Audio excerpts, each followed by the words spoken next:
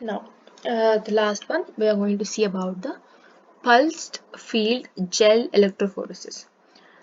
This is the other type of electrophoresis which is used for the DNA particles again, but for a larger DNA particles, so which is for the bigger than 50 kb.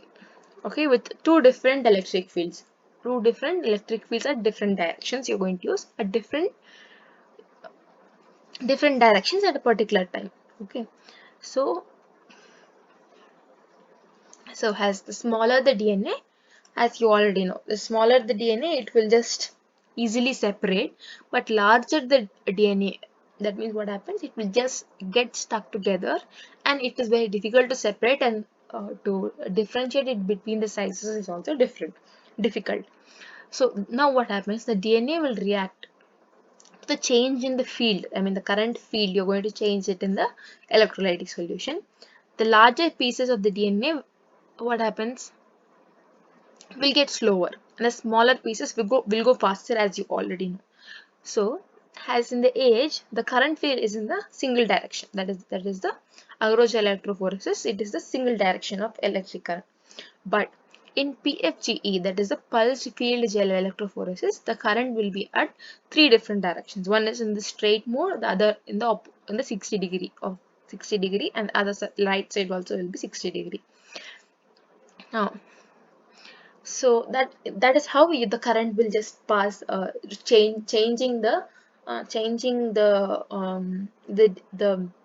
electric field will lead to the movement of the larger DNA particles to right side or left side or to the middle. So this will make the DNA separate easily, and then based on the sizes it will just dislocate themselves.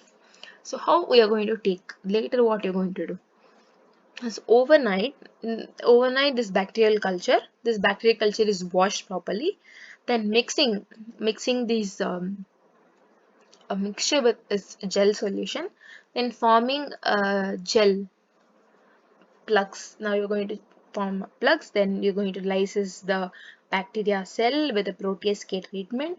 Then this restriction enzyme is used to like digest, cut, and then you're going to only take the DNA particles from that, and then you're going to cast it into the gel, that is PFGE gel, and then you're going to perform this PFGE.